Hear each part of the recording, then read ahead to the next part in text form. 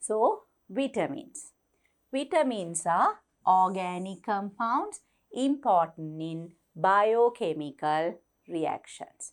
So, as you already know, the chemical reactions taking place in a biological system, that is a living body, is called a biochemical reaction. And for that, these vitamins are very important. And if you look at the types of vitamins, there are different types and they are given the name with the English letter. English alphabet is used to identify the vitamin. So, under that we have vitamins A, B, C, D, E and K. These are the vitamins present in a living organism, or these are the vitamins that are necessary for the proper function of living organisms. And these vitamins can be classified based on their properties. The property that we use to classify vitamins is the solubility of the vitamin in water. So, vitamins that are soluble in water are vitamin B and vitamin C. Now, vitamin C, as you already know, is rich in fruits. So, when you cut the fruit, if you wash it in water, because the vitamin C is soluble in water, it will dissolve and will be lost from the fruit. Therefore, you should not wash the fruits after cutting it into pieces. Instead, you have to wash it before cutting it into pieces so that the vitamin C will be retained in the fruit. So, B and C are soluble in water, whereas vitamins A, D, E and K are insoluble in water. Insoluble means they will not dissolve in water. So, therefore, they dissolve very well in fats. So, we call these vitamins as fat soluble vitamins. Fat soluble vitamins. So, there are two types. One type soluble in water, the other type insoluble in water or fat soluble vitamin. These are the types of vitamins which are necessary for the function of man as well as plants. Now we will see how important vitamin is to humans. Uses of vitamins and their deficiency symptoms. Under that, we look at vitamins A first. Now, this is important for the formation of visual pigments that is important in eye vision. So, you know that eyes are the sensory organs which perceive vision, the light signals. So, for this, there should be visual pigments. Visual pigments means particles that can receive light. If we have vitamin A deficiency, then we won't have enough visual pigments. The second one is to keep skin healthy and fair. To maintain the health of the skin, you need to have enough vitamin A in your body so that your skin is soft and fresh and healthy. So, if the vitamin A is deficient in a person, the person will have the following symptoms. The night blindness. A person with night blindness has a good vision during the daytime, but as night falls, when it becomes dark, the person will not be able to see the things around him or her. So, that is what we call as night blindness caused by vitamin A deficiency. Then there is the formation of B-dot patches in the eye. We will have a look at that in the picture later. So if you look at the eye, the white part of the eye, there will be oval shaped or triangle shaped or irregular shaped brownish colored patches in the white region. That is called the B-dot patches. So this is caused by vitamin A deficiency. Then the dryness in the skin. As we discussed, vitamin A is important for the health of the skin. So if it is deficient, there will be dryness seen in the skin. And also blisters formed on knees and elbows, the points or the places of the body where there is more folding taking place to the skin. So there, if the health of the skin is not enough, there can be blisters formed. So blisters on knees and elbows. And finally, the diseases associated with respiratory tract. So if you don't have enough vitamin A, it can lead to diseases in your respiratory tract. So you might end up with breathing problems due to this.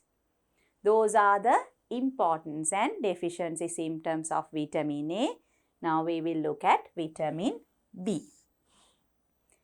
Vitamin B is important for the maintenance of nerves. So students, you all know the function of nerves. They are important for the transmission of impulses, especially related to sensory functions as well as coordination. So for all these processes to take place properly, we should have a healthy nervous system. So for that, we need to have enough vitamin B in our body. And to maintain a healthy skin, like vitamin A, we need vitamin B also to maintain a healthy skin. And as you already know, skin is not only for beauty, it is the main organ that protects our whole body. So if it is healthy only, the body will be protected from pathogens as well as external factors. So we need vitamin B to maintain a healthy skin. Then the formation of bone marrows. If you take the human bones, if you cut it across and see, inside there is a semi-solid substance called the bone marrow. Now this bone marrow is important for the production of red blood cells of blood. So if there is not enough bone marrow, then there won't be enough red blood cells in the blood. Therefore, the transport of oxygen will be retarded. This can again lead to breathing problems and health issues. The third one is the maturation of red blood cells. So, vitamin B is not only important for the formation of bone marrow, but is also important for the maturation of red blood cells. So then, as I said before, this is very important for the health of blood and circulation of substances throughout the body. And also antibody production. Antibody is a chemical substance that is produced within the human body in order to fight the pathogens that are entering the body. The pathogens are harmful substances that enter the body, and body produces the substance called antibody during immune activity, and they destroy the pathogen. So for the production of antibody, we need to have enough vitamin B. So as you can see, there is a wide variety of importance for vitamin B in the human body, and if we don't have enough vitamin B, we will end up with these symptoms. Beriberi is a disease caused by vitamin B deficiency. This is related to the nervous system, the limbs becoming numb, there can be bleeding in the skin, under the skin. Those are a few symptoms of beriberi disease that is caused by vitamin B deficiency. Another problem is anemia. We have discussed anemia before.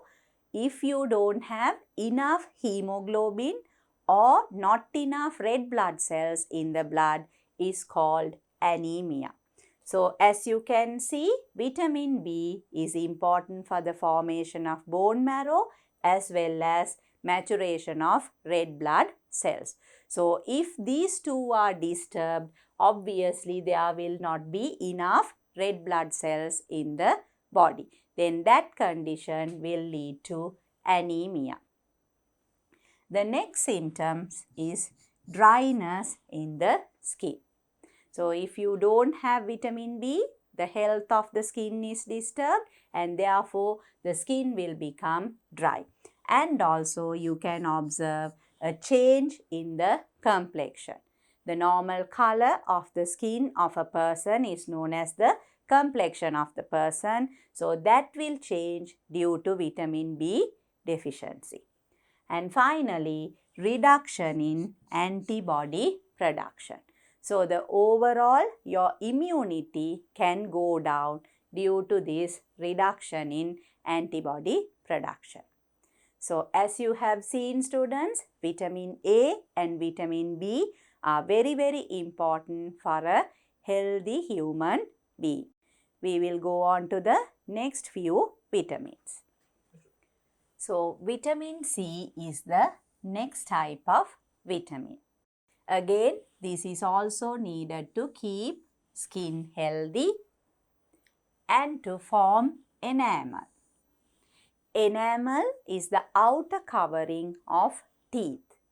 So, for the teeth to be strong and protected, there should be a proper enamel coating. If we don't have enough vitamin C, then there won't be enough enamel around the teeth. So, the teeth will not be strong enough. Then the third one is to synthesize collagen fibers. Collagen is a protein that is present as fibers, and this collagen is present in the skin, muscle, bones and many other parts of a human body. And this collagen is the fiber that gives this flexibility and the smooth nature to the skin. So, for us to have a healthy skin, we need to have enough collagen fibers in the skin. And for the synthesis of collagen fibers, we need to have enough vitamin C in our body. So, because vitamin C is needed for skin health, to form enamel and to synthesize collagen fibers, if we don't have enough vitamin C in our body, we will get these deficiency symptoms. Weakening of the gums. If you take the mouth, we have the upper jaw and the lower jaw. Around that, the layer of tissue present is known as the gum. And if we don't have enough vitamin C, then these gums which hold the teeth inside the pockets will become weak. And also there can be internal bleeding. There will be bleeding within the body. Inside the gums, there can be bleeding. So, you might even see sometimes blood coming out between the teeth if there is vitamin C deficiencies. And also, vitamin C causes delays of recovery from diseases. Normally, you all know when you have a cold or flu, you tend to take vitamin C, or you take fruits, you eat fruits which contain vitamin C. That is to help you recover from that disease. So, if there is vitamin C deficiency, the recovery will be delayed. And the disease caused by vitamin C deficiency is called scurvy. Even during scurvy, there will be bleeding from the gums will be weak. That is one main symptom of scurvy disease. Then we look at vitamin D. It controls absorption of calcium and phosphorus. So, as we saw before, calcium and phosphorus are two important minerals necessary for the function of living organisms. And in people, if we don't have enough vitamin C, calcium and phosphorus absorption will be disturbed. So, therefore, vitamin D is necessary for controlling absorption of calcium and phosphorus. And if that is deficient, we will end up with a disease called rickets. That is the deforming of bones. In some children, you might have seen very young children, their limbs, the legs and hands are not straight as we expect it to be. It will be curved. That is a symptom of rickets disease. That is due to the deforming of bones. The bones are not developed properly. So, we look at the next vitamin, vitamin E. It is important for growth of tissues and cells. So, the growth of tissues and cells are controlled by the presence of vitamin E. So, if we don't have enough vitamin E, we will get these symptoms. There can be premature birth. Now, for a baby to be born, the baby should develop within the mother's womb for at least 36 to 39 weeks. 39 weeks is perfectly complete, almost 10 months. 36 weeks is also okay. But if the baby is born before that, then we call it as premature birth. Premature means the baby is not developed enough, not matured enough. So, then the birth of that baby is known as premature birth. So, that can be caused by vitamin E deficiency. Then, there is the problem of increased rate of breaking down of red blood cells. As you know, red blood cells are an important component of our blood, and if they are broken down, then we won't have enough RBC. So, the transport of oxygen will not take place properly.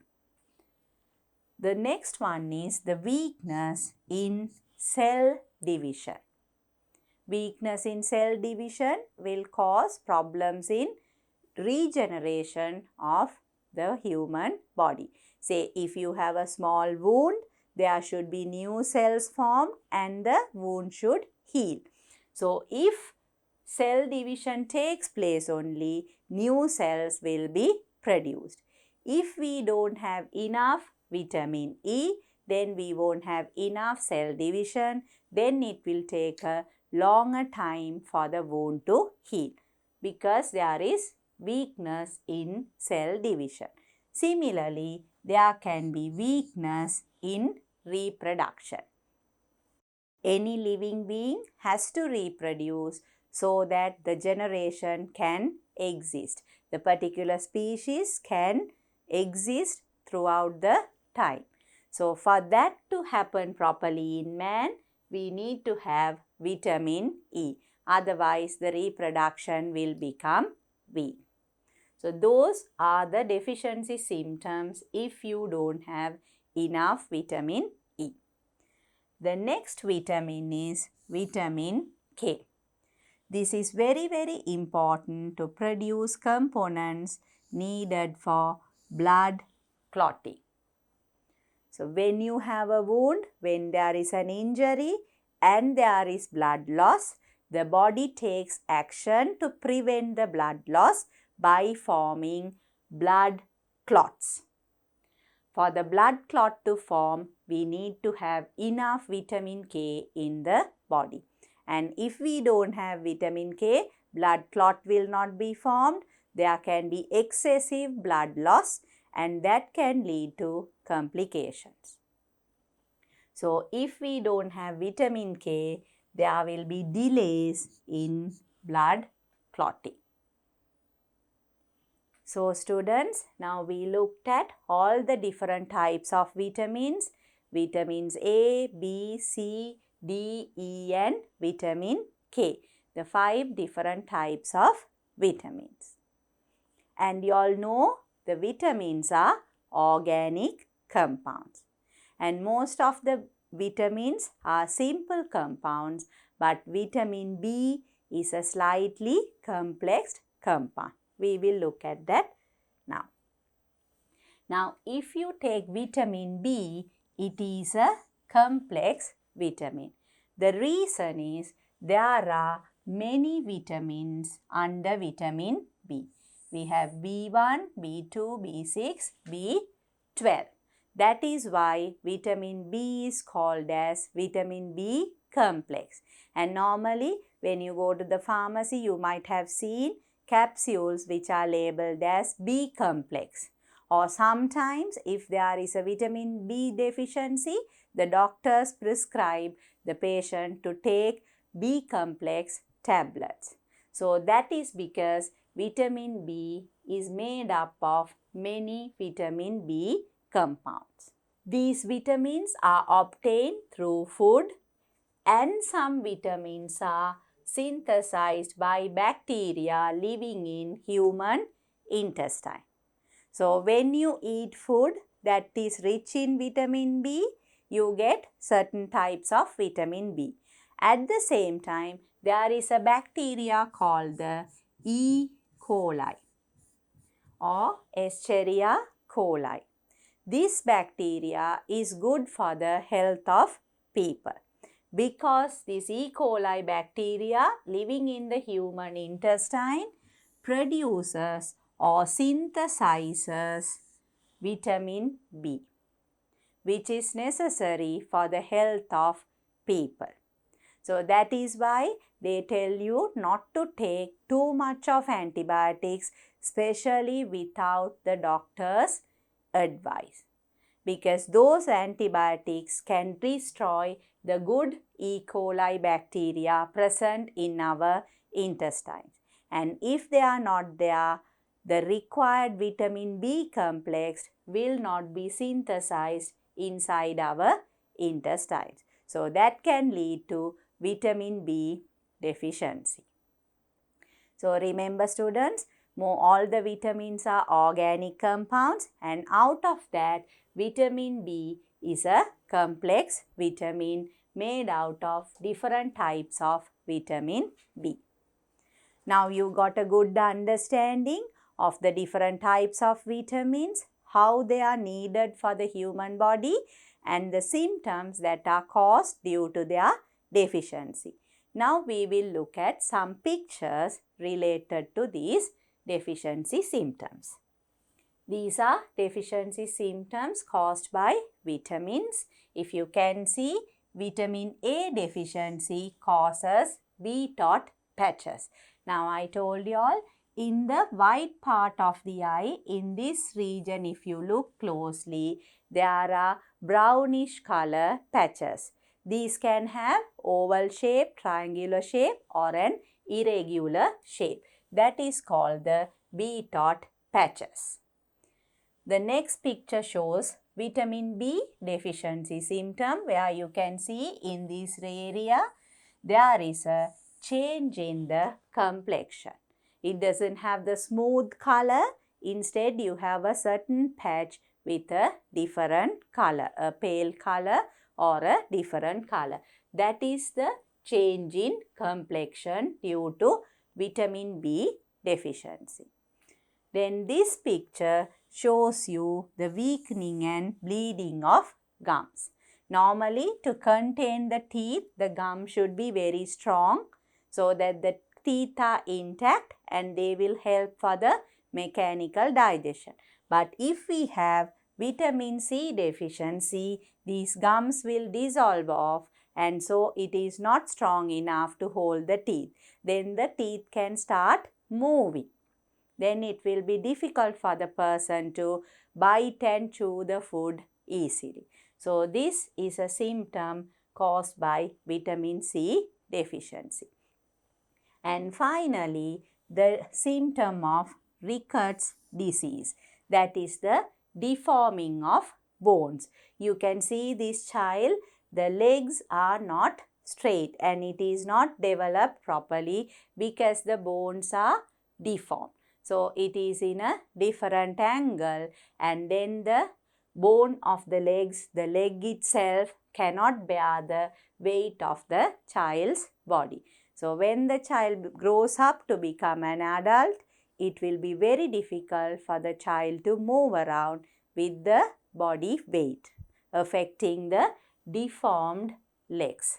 So therefore, we have to make sure children at a young age get enough vitamin D so that they don't have the deficiency and they have a very good skeletal system, proper development of bones. Okay, students, with that we come to the end of the discussion on vitamins. So far, we have discussed about biomolecules, the main organic molecules that make up the body of living organisms. Then we discussed the importance of water, minerals and vitamins for all the living organisms. So with that, we have completed discussing the topics of the first unit. Okay, students, so far we have discussed about biomolecules, the important organic compounds in living matter, then water, the inorganic compound, about minerals and vitamins and how they are important for living organisms. Now let us look at a summary of what we have discussed so far. Summary. The main substances that form the living body are carbohydrates, proteins, lipids and nucleic acids. And they are known as biomolecules because they are present in living matter. Beside organic compounds, inorganic compounds such as water, minerals and salts also play an important role in living systems. These are the inorganic substances that are important for the existence of living organisms and the proper functioning of the bodies of living matter. Then the main elements found in biomolecules are carbon, hydrogen, oxygen and nitrogen. The four main elements. And out of those, you can remember, students, the element that is present in highest percentage according to mass. Yes, that is oxygen. Although these four are the main elements, oxygen is the element present in highest percentage. The proteins that catalyze biochemical reactions are called enzymes. This is another important concept. Enzymes that are made up of proteins, they catalyze or increase the rate of reaction of biochemical reactions. Although minerals and vitamins are needed in small amounts, when they are deficient in supply, organisms show deficiency symptoms. So, vitamins and minerals are needed for the function of organisms. They are needed in small amounts, but if that amount is not there, there will be deficiency symptoms. The specific properties of water are highly important in maintenance of life. There are different properties as the solvent property, coolant property, differential expansion in freezing. So these are properties that make water highly important for life. So that brings us to the end of this discussion. We have looked at the summary. I hope you got a good understanding. about the different types of organic and inorganic substances present in living organisms. So with all the information that we have discussed so far, we will try to answer some questions. I will start with the questions from the textbook. Okay, students, now you have got a very good understanding of your first unit, that is importance of different organic and inorganic molecules to living organisms. So with all that in mind, I want you all to try all these exercises by yourself first. Then to clarify your answers, you can look at this discussion. So I will start with the exercise given in our textbook, the grade 10 science textbook, first lesson. The first question is, select the most appropriate answers. So these are MCQ type multiple choice questions. You will have 4 answers. You have to select the most appropriate answer. The first question, the food that contains highest amount of starch is, the answers are potato, peanut, cucumber and go to column. So if we take potatoes, they are yams and they have lot of starch present in them. That is why we use potato as a food sample to test for the presence of starch. So here the answer for this question has to be potato. But to rule out the others, we will check what is present in the other food substances. Peanuts. Peanuts are what we call as ground nuts. Now these ground nuts are rich in lipids. So they will not have lot of starch in them. Then we have cucumber and go to column. As you know, these are vegetables, usually vegetables, especially gotukola, green color and leafy vegetables. These are rich in vitamins and minerals. And also gotukola has lot of iron in it. Green leafy vegetables have lot of iron in it. Cucumber has lot of minerals in it. So out of the 4 answers, potato is the food item that has highest amount of starch present. Then we look at the second question, which belongs to monosaccharide.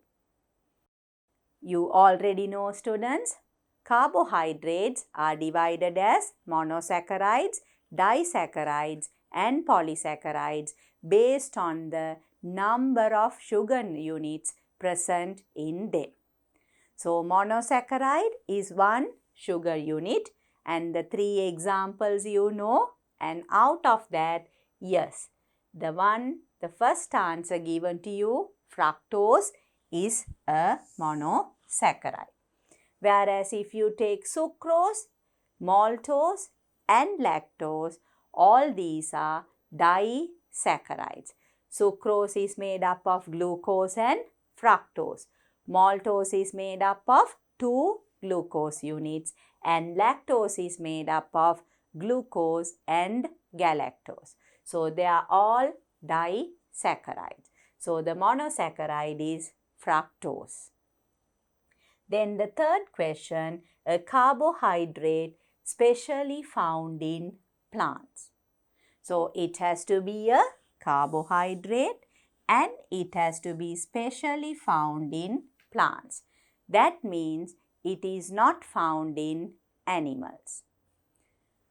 If you take glycogen, that is a carbohydrate and it is the carbohydrate that stores in animals.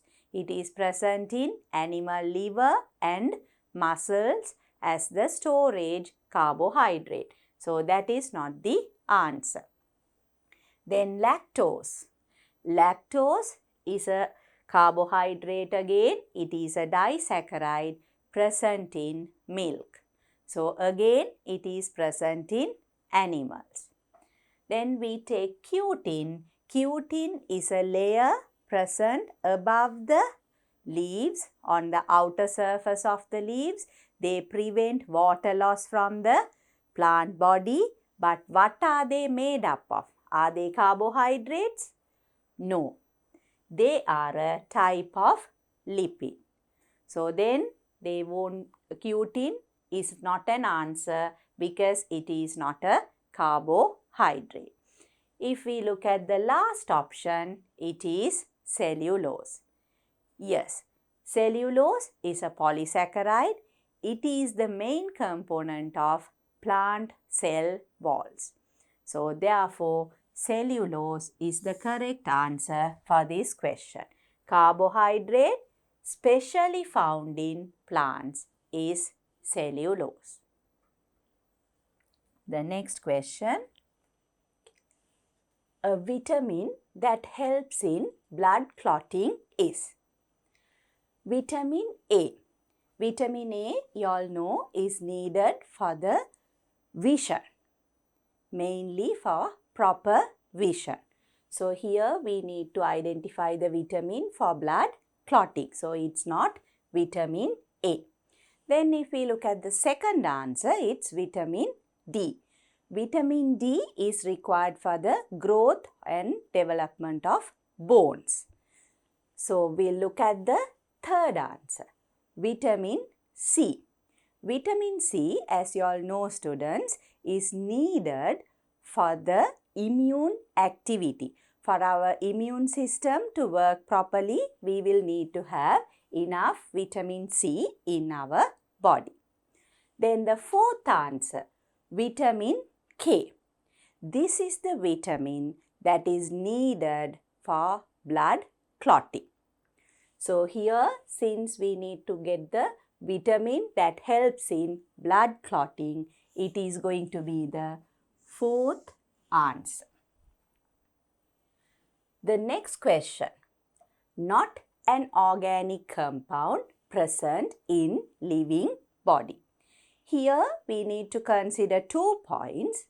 It has to be a compound that is present in the living body, but it should not be an organic compound. If we look at the answers, first one is proteins. As you know, protein is a biomolecule. So obviously it's an organic compound.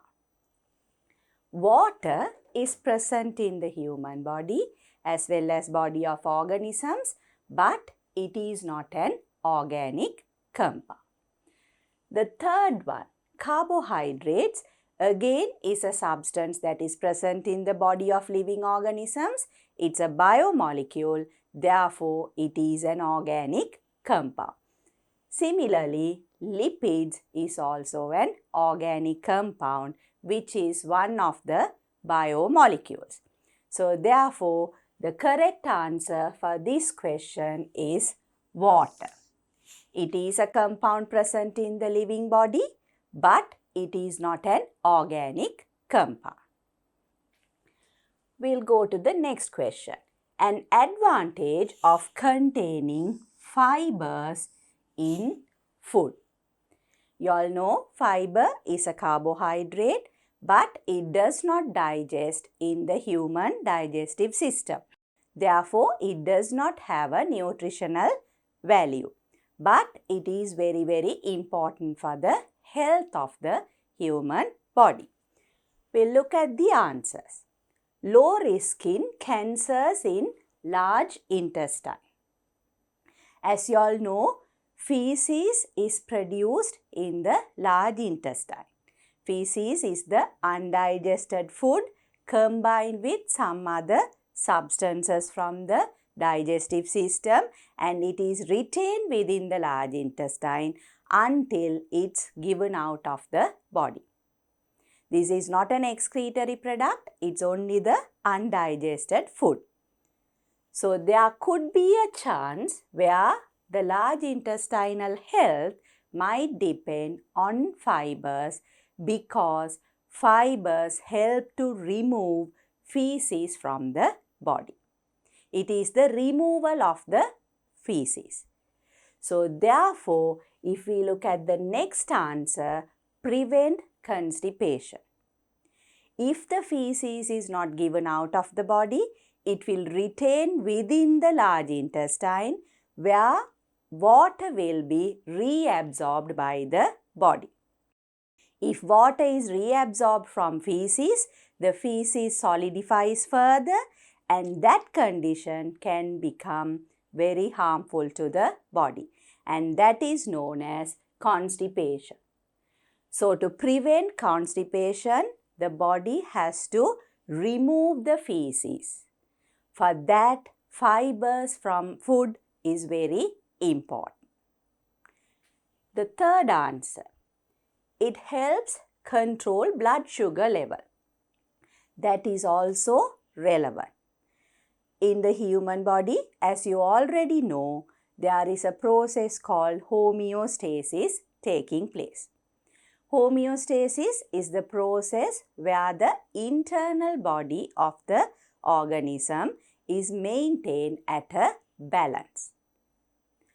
This balance is by maintaining the blood sugar level, water level and other components in blood. So in order to maintain the blood sugar level, the fibers contained in food play a main role. Then the fourth answer is all the above.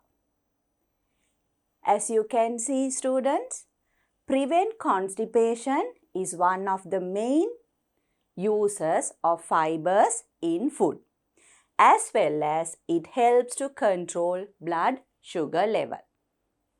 But the first answer has not been 100% proved. So therefore, for this question, according to your textbook, the most suitable answer is prevent constipation. But at the same time, helping to control blood sugar level is also a correct answer. So in this question, we can take the second answer as the most relevant and also the third answer as the correct answer.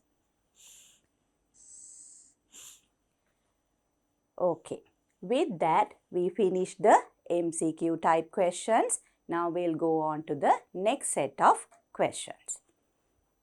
This is the second question. So here, below mentioned deficiency symptoms were identified at a health clinic conducted for grade 6 students in a particular school. Identify the relevant vitamin for the deficiency symptoms. So the first deficiency symptom is weaknesses in eyesight and bead-dot patches in eyes. If you remember, students, you know that vitamin A is needed for the production of visual pigments. So if we don't have enough vitamin A in our body, there will be problems related to eyesight, night blindness and also the formation of bead-dot patches. So therefore, the vitamin that causes this deficiency symptom is vitamin A.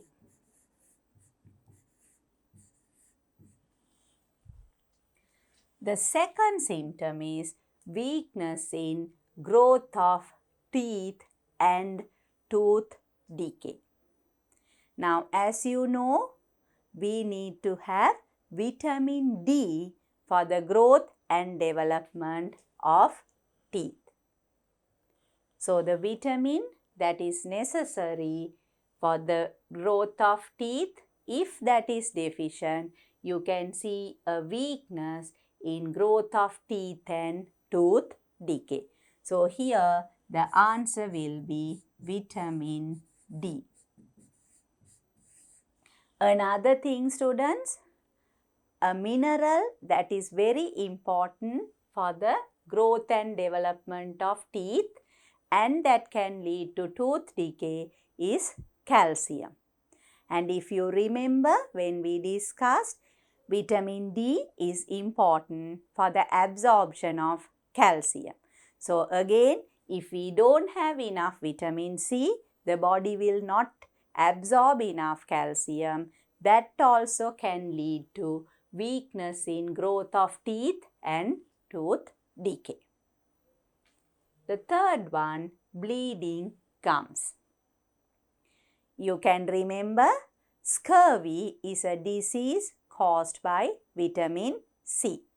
One of the main symptoms of vitamin C deficiency or scurvy disease is the dissolving of gums and bleeding from the gums. So, the deficiency symptom, bleeding gum, is caused by vitamin C deficiency. And the next one, wounds at the ends of mouth. This is caused by the deficiency of vitamin B. If you don't have enough vitamin B, which is a complex vitamin, vitamin B complex, you will see dryness in the skin as well as wounds at the two ends of the mouth.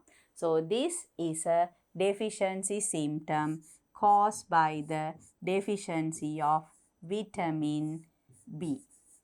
And finally, we come to anemia. As I told you before, anemia is a condition where you don't have enough hemoglobin or red blood cells in your body. So, if you don't have enough iron in your body, that can lead to anemia. But the problem is we need to give a vitamin as the answer. So, if you think of it, vitamin B is needed for the maturation of red blood cells and the production of bone marrow. So, if we don't have enough vitamin B in our body, there will be not enough bone marrow produced. At the same time, the maturation of red blood cells will not occur properly.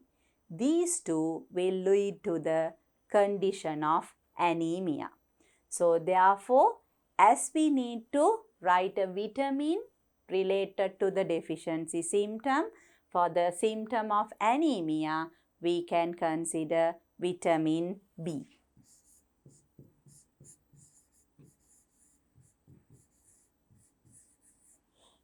So, as I said before, if the question had been to answer an important mineral, then these two questions where we talk about tooth decay, you can write the answer as calcium, because normally we are used to relating calcium to the health of bones and teeth.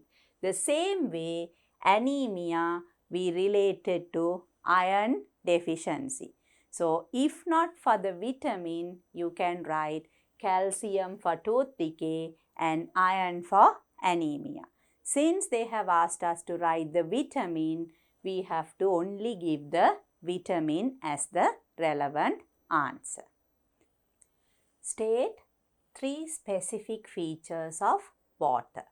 Explain one briefly, mentioning how it helps in continuation of life.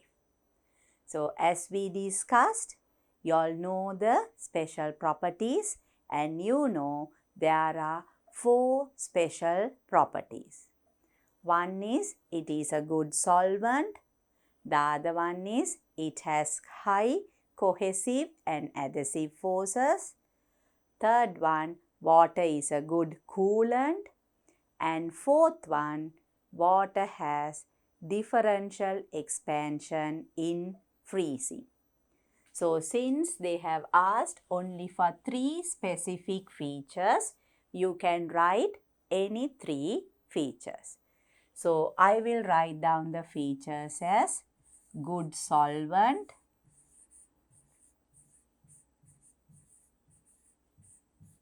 the second one a coolant, and the third one it has high cohesive and adhesive forces.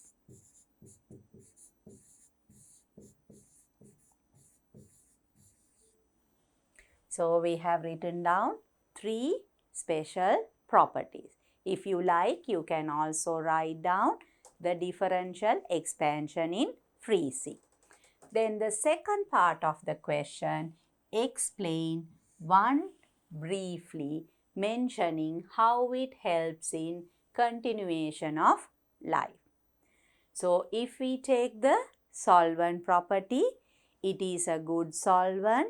Therefore, all the minerals and substances dissolve in water inside the living body, and then it is easy to transport them throughout the body. Therefore, water becomes the main constituent of blood and helps to transport substances throughout the body, and it is a constituent of all the different fluids in the body. And again, because it is a good solvent, it helps aquatic organisms to breathe in oxygen, because oxygen is dissolved in water. At the same time, because it is a good solvent, it helps in excretion of excretory products and fecal matter from the body. So, there are different uses due to the good solvent property. So, if we are to write explaining the good solvent property, we can give all these uses. If we take the second one, it is a good coolant. Because of the high specific heat capacity, water does not absorb heat very quickly. Therefore, it helps to maintain the body temperature irrespective of the changes taking place in the environment temperature. And finally, high cohesive and adhesive forces help water to be transported throughout the xylem tissue in a plant, therefore to transport water from the roots to the other parts of a plant, especially in very tall plants. At the same time, water is a main constituent in blood. With blood also, there are substances being transported throughout the body. So, this transport process is efficient because of the high cohesive and adhesive forces. So, since they have asked to explain one briefly, I will use the second property, the coolant property. So, because it is a coolant, that is because it has a high specific heat capacity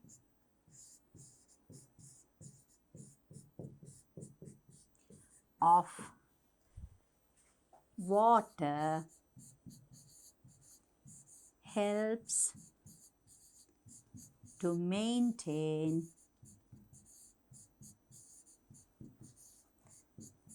the temperature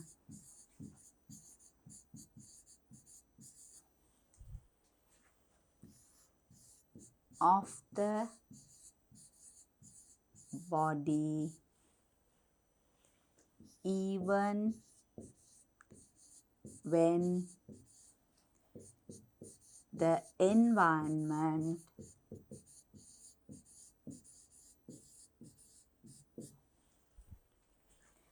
temperature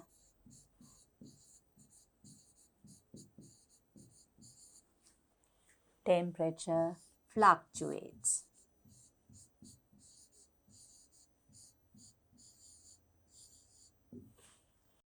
You can explain any one of the property stating the uses of water for living organisms. So, with this, we have come to the end of the questions given in your textbook. Now, we will do some extra questions. extra exercises. Underline the correct answer. So again, this is a type of MCQ questions. So there are 4 options. You have to select the most suitable answer and underline it. The first one, compound not found in a plant body. So it is a compound but not found in a plant body. So if we take the answers, the first one is glycogen. As you know, glycogen is the only compound that is absent in plants because they are the carbohydrates stored in animals, in animal liver and muscles. So here the answer has to be glycogen. If we look at the other answers, lipid is a component present in both animal and plant cells as a storage compound as well as a structural component, mainly the cell membrane. So, cell membrane is present in both plant and animal cells. Then protein is the same. It is a structural component present in both animals as well as plants.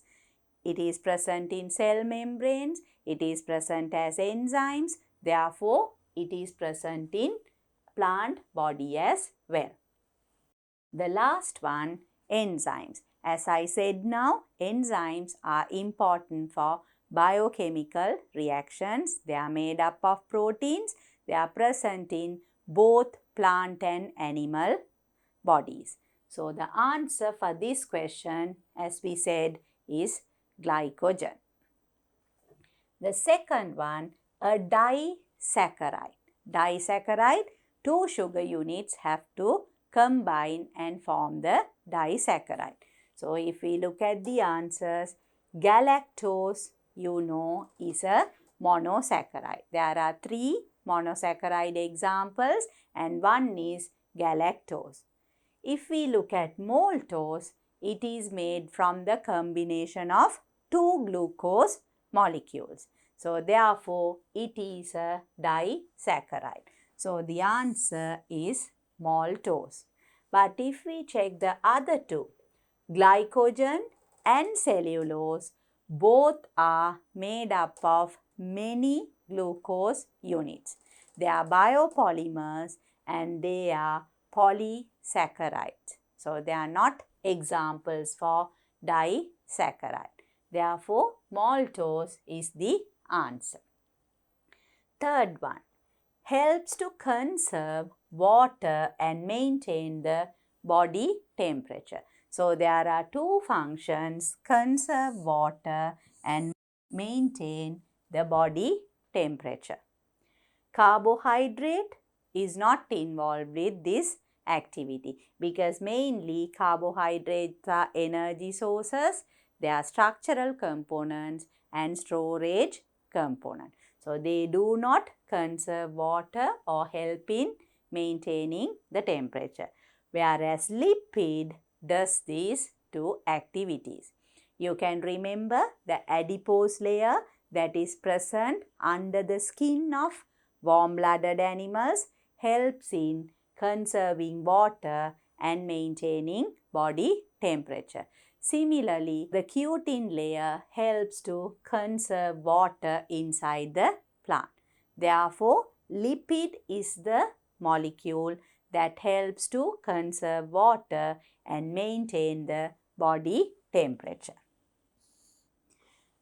If we look at the third answer, it is vitamin.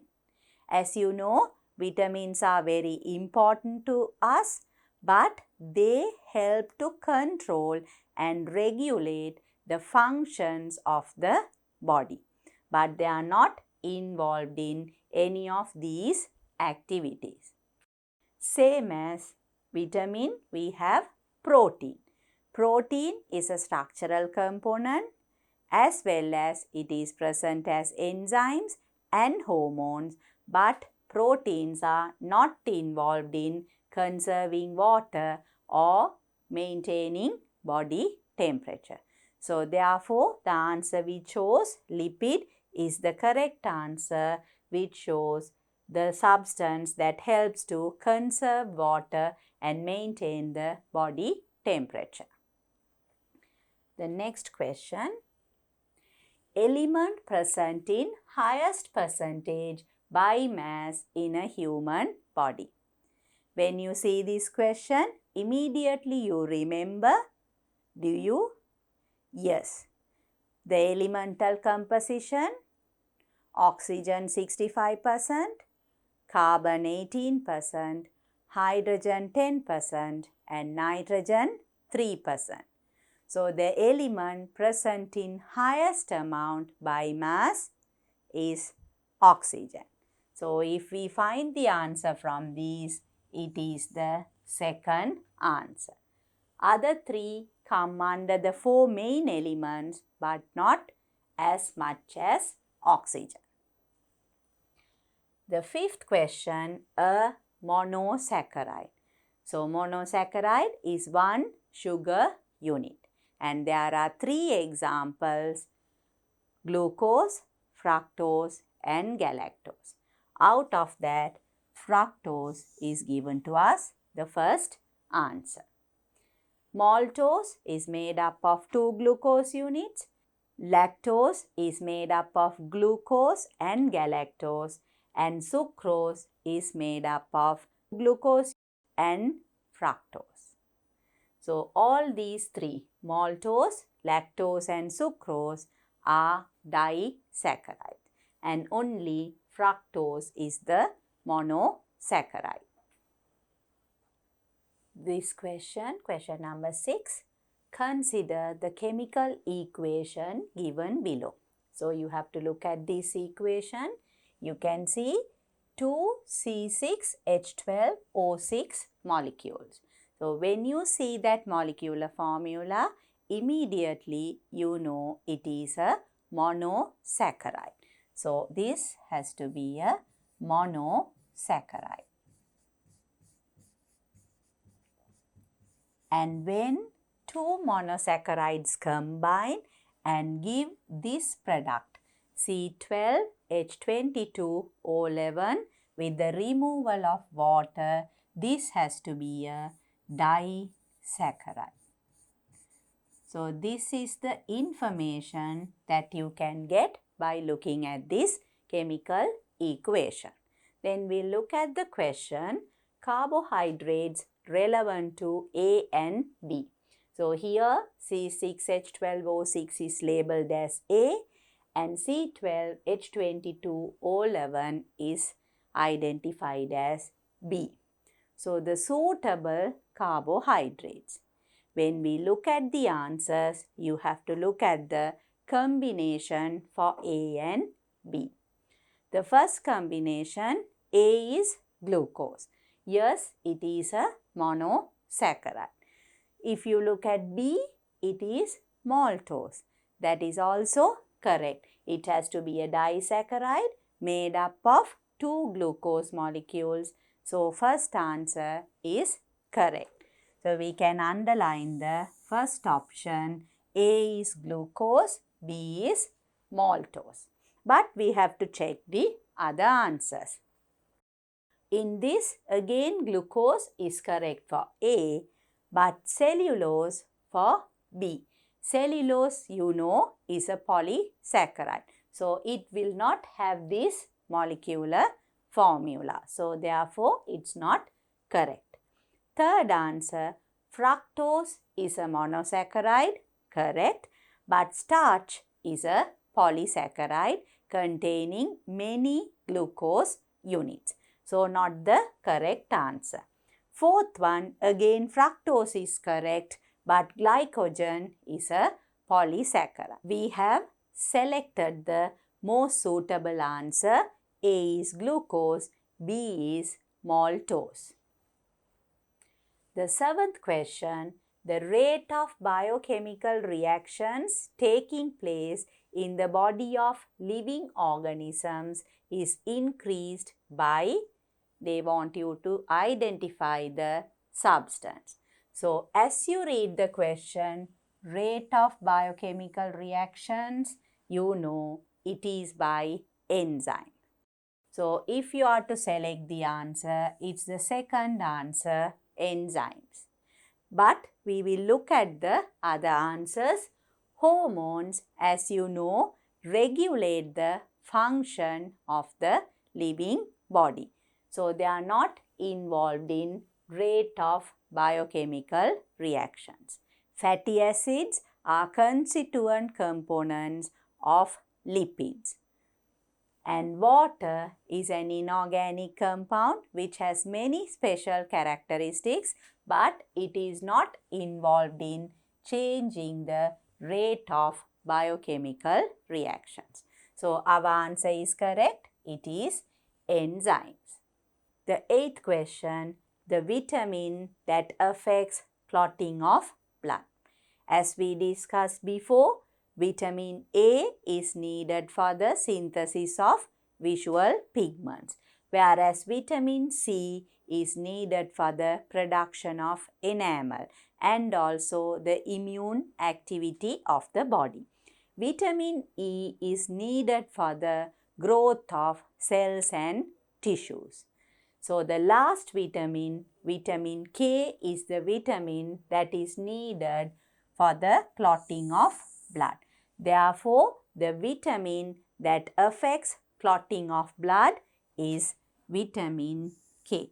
That is the correct answer. We'll go on to the next question. The child in the picture given above shows deficiency symptoms of.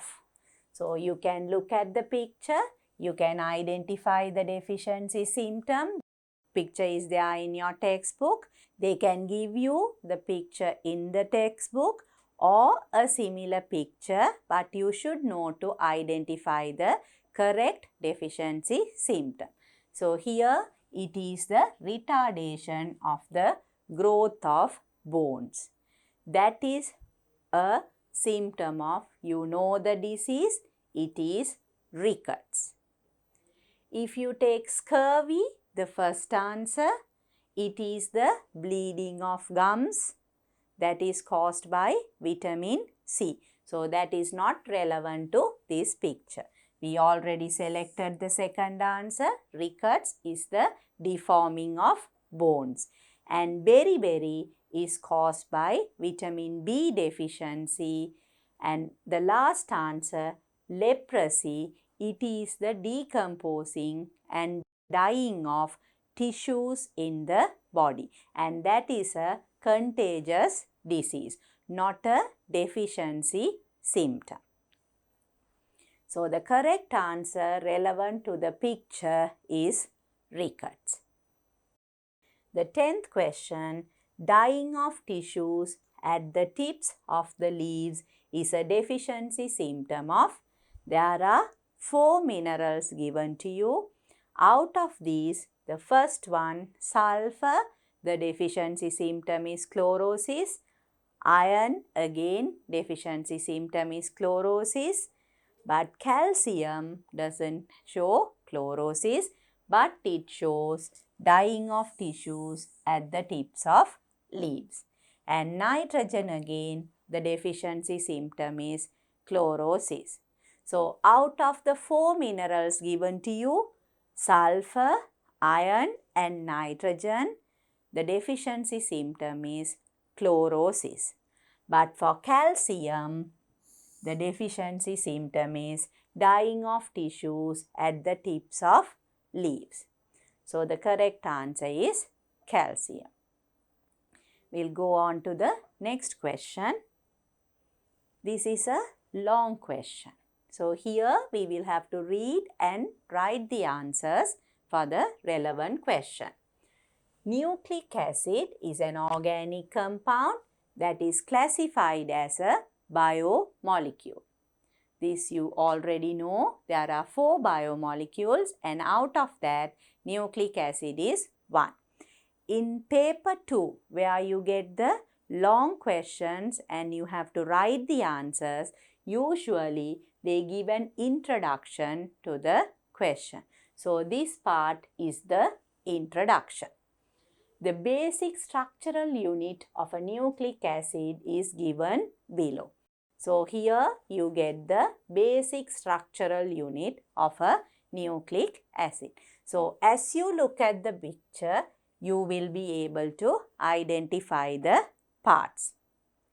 If you recollect, you know the basic structural unit is called the nucleotide.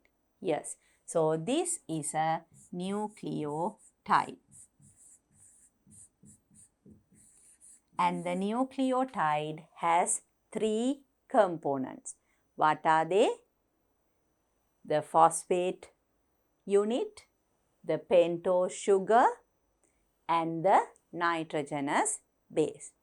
So as you look at the picture, you get all these information from your memory.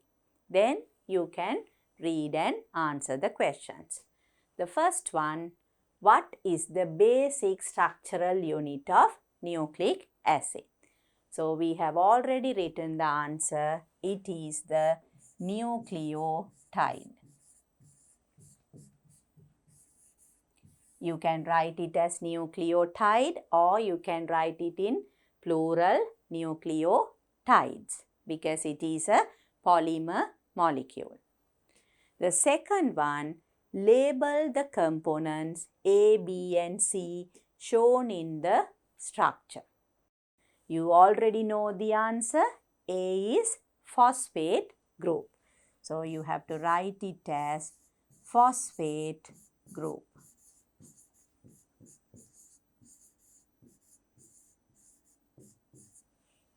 And B is the pentose sugar.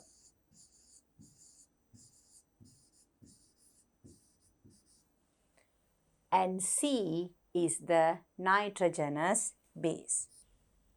Nitrogenous base.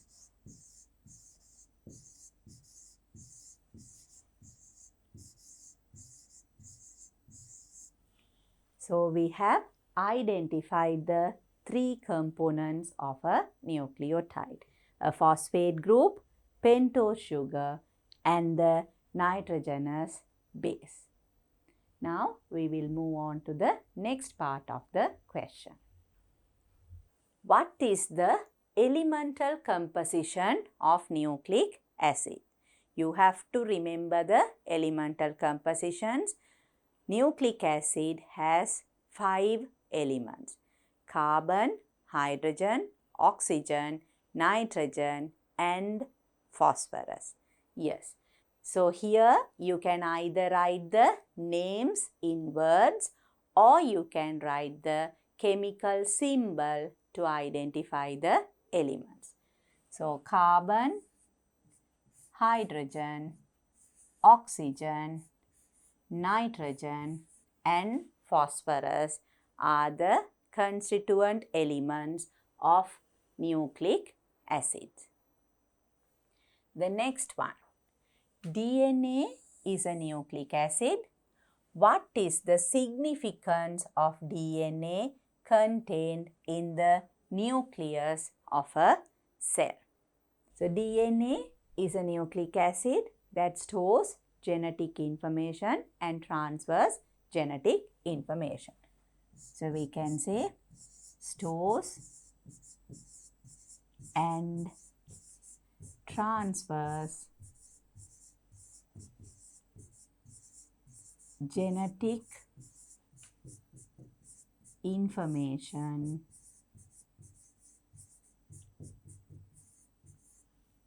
from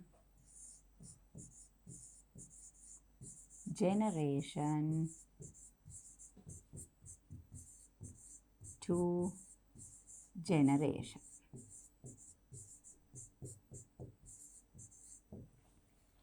That is one activity of the DNA molecule that is present in a nucleus. In addition to that, you know the DNA controls the activities of the cell.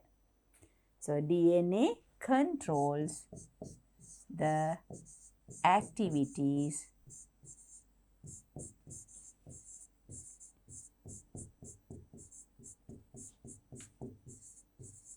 of a cell. So these are the main significances of DNA. It stores and transfers genetic information from one generation to another, and it controls the activities of a cell. What is the nucleic acid present in living organisms other than DNA? You know, students, there are two types of nucleic acids based on the pentose sugar group present in them. One is DNA, the other one is RNA, ribonucleic acid. You can either write the name or you can write it as RNA. But when we write, we have to always use capital letters. DNA and RNA have to be written in capital letters. We'll go on to the next question. 3 solutions and water are contained in the 4 test tubes labeled A, B, C and D given below. So they have given 4 test tubes. They are labeled as A, B, C, D, and there is equal amount of solutions in all the test tubes. But we do not know what is what. We don't know what is contained in A, B, C or D. But we know the solutions are water and glucose, maltose and dilute starch solutions. Using the information given thereafter, we should be able to identify these solutions. So the information is given here.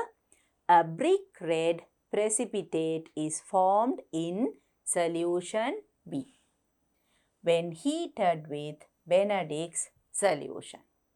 So as you hear the word Benedict solution, you know it has to be a monosaccharide.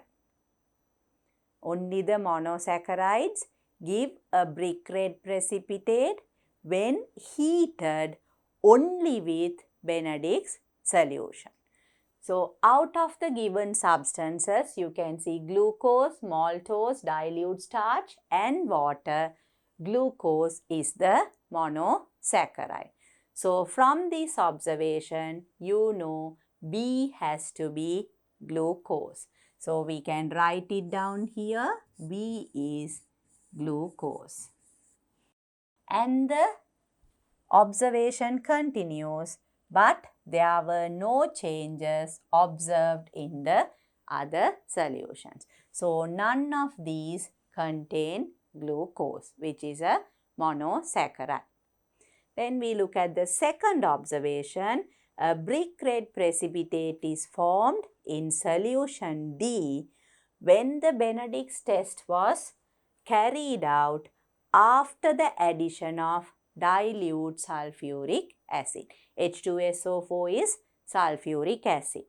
But there were no changes observed in solutions A and C. Here B is left out because we have already identified what B is. So now we know that only solution D is a disaccharide because it gives the color change after heating with dilute sulfuric acid. So if you find the disaccharide from the given substances, it is maltose. So D has to be maltose. Then we go to the third observation. Purple color appeared in solution C when a few drops of iodine solution was added. But there were no changes observed in solutions A, B and D. So you know iodine solution gives purple color with starch. So out of the 4 solutions, solution C has starch. So here it is given dilute starch solution. So we can write C as starch. It is dilute, but since I have small space, I just write it as starch. That is for identification only. So now we have identified the 3 solutions, and also it is confirmed by saying, but there were no color changes observed in A, B and D, that there is no starch present in A, B or D. So they gave us 4 solutions. Out of the 4, we have identified 3, glucose, starch and maltose. The 4th compound left is water. So A, since it did not give any color change for any of these reactions, has to be water. So now we have identified all the 4 substances.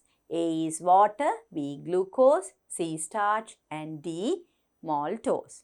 Now we will answer the questions related to this activity.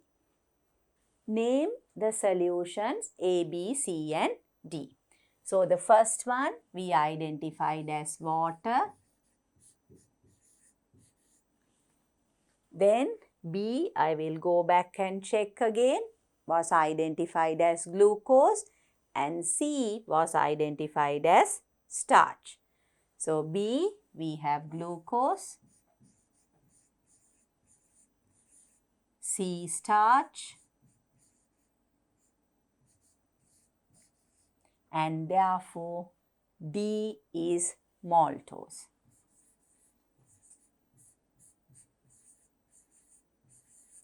So we have identified all 4 solutions and we have named them.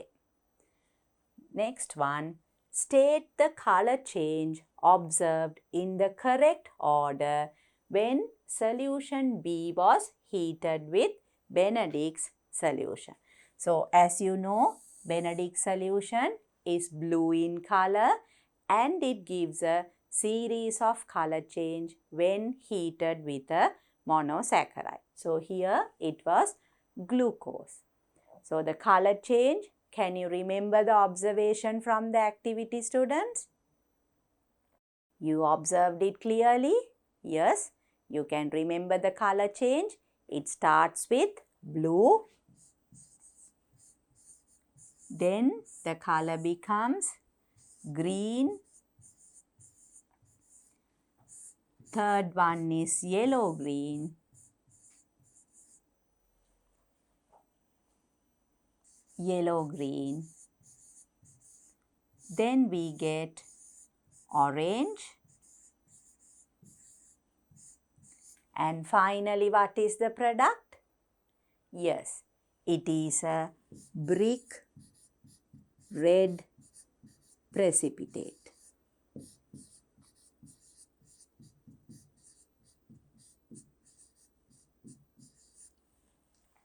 So when they ask you to write the color change observed in correct order, you have to write it this way.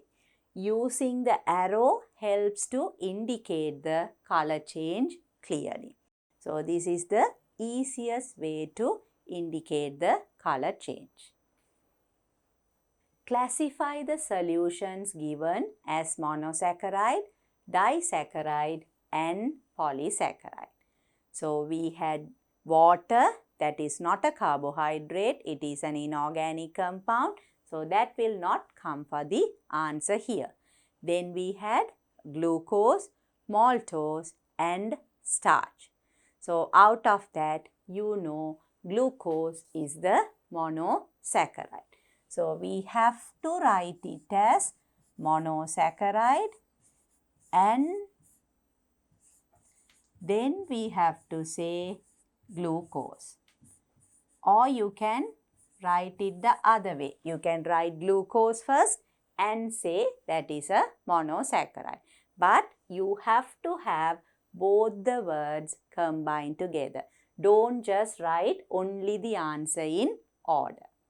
So second one is disaccharide.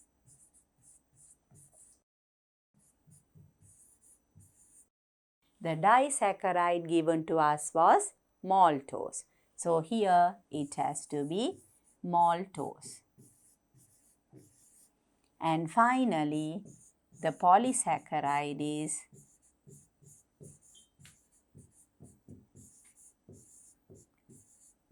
starch.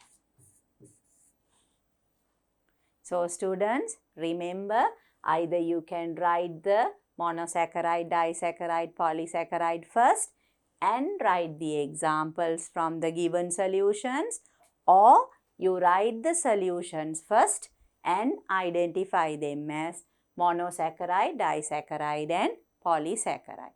Don't write only the solutions in order because that will not give a clear answer.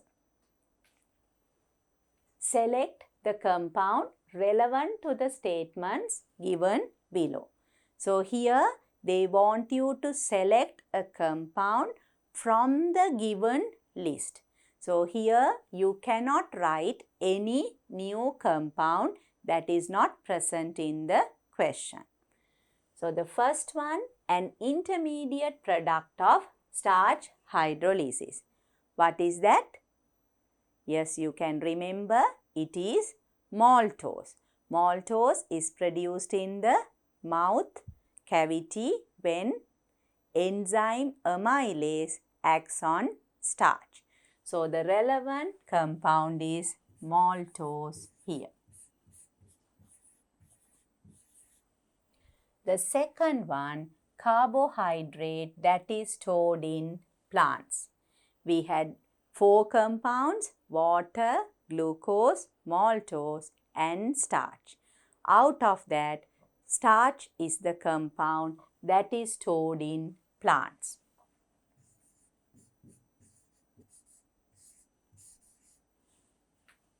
Then, main product of photosynthesis. You are all familiar with the equation of photosynthesis. You know the main product, that is glucose.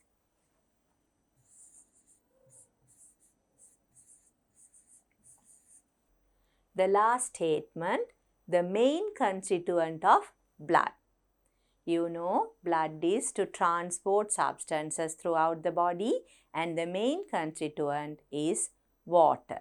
So here, the compound that is present as the main constituent in blood is water. So now we have identified all the correct compounds relevant to the 4 statements given to us. So we'll go on to the next question now. This is a new one related to proteins. Protein is an essential constituent in all living cells. As I told you before, this is the introduction to the question. Then the first one, what is the structural unit of protein? What is it? Yes, it is amino acids. So you can write the answer, amino acids. What are the main elements present in proteins? As I said before, you can write the elements in words or you can use the chemical symbol. And what are the constituent elements of protein? Yes, carbon, hydrogen, oxygen and nitrogen. Do we include sulfur here? It is a constituent element but only in some proteins. Here it says main element. So therefore we only write CHO and N. The next one, what is the protein that is present as structural component in living cells and is a constituent of hair and feather? You remember there are different types of proteins. They have different significances, But as they say, structural component in living cell and present in hair and feather, you immediately remember the protein? Yes, it is keratin.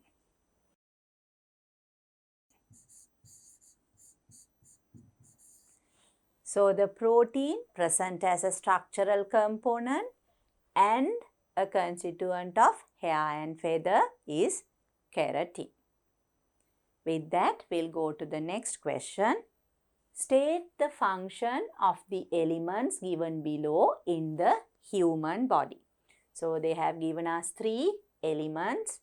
The first one is iodine. What is the function of iodine?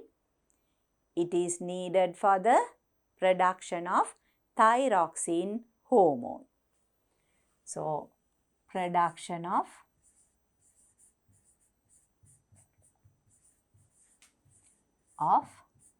thyroxine hormone.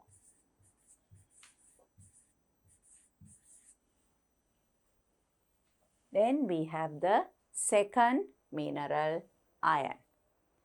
Why do we need iron? For the production of hemoglobin. So the function is production of hemoglobin.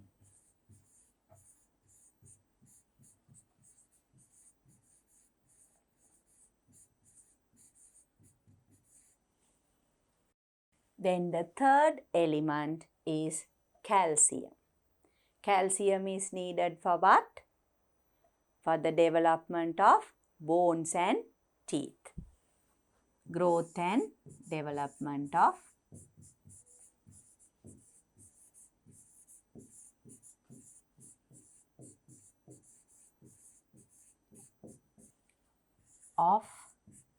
bones and teeth. The next question, state one disease caused by the deficiency of each element given above. So, when there is a deficiency of these elements, the disease is caused by it. So, the first element is iodine. Iodine is necessary for production of thyroxine hormone. So, if we don't have enough iodine, thyroxine will not produced properly. This will lead to a condition where we don't have enough thyroxine. That is called hypothyroidism. Hypo means not enough or less.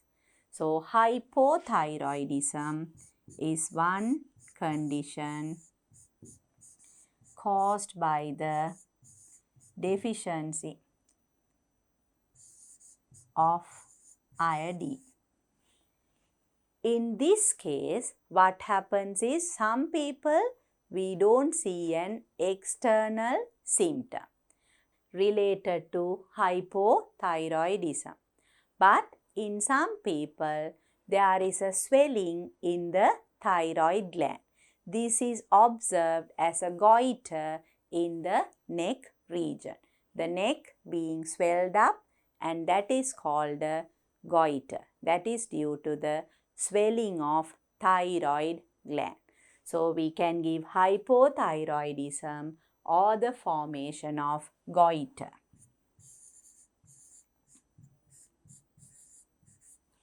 These two diseases have not been specified in your textbook, but these are the diseases related to deficiency of iodine. Hypothyroidism, not enough thyroxine. Due to that, the swelling of the thyroid gland is called the goiter. Then, if we take the second element, iron, iron is needed for the production of hemoglobin. So, if there is not enough iron, there is not enough hemoglobin, what do we call that condition? Yes, it is anemia. So, if we don't have enough iron in the body, we can get anemia. So the next element is calcium.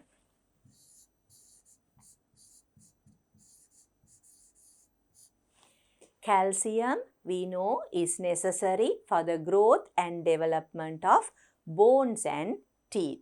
So if there is a calcium deficiency, that will lead to the rickets disease, where there is retarded growth of bones. So the disease will be rickets.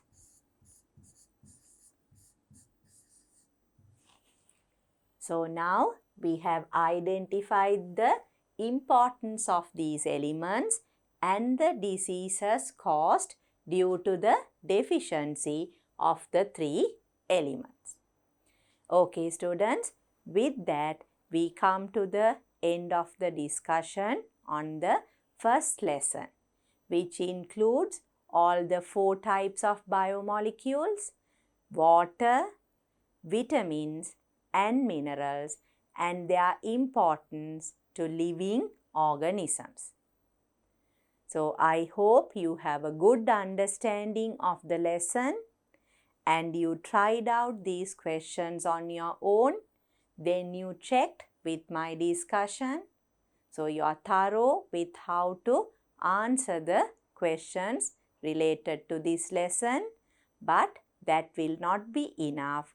You have to keep on studying the lesson properly and doing more questions so that you will have a better understanding and you will remember all the facts needed to know from the first lesson.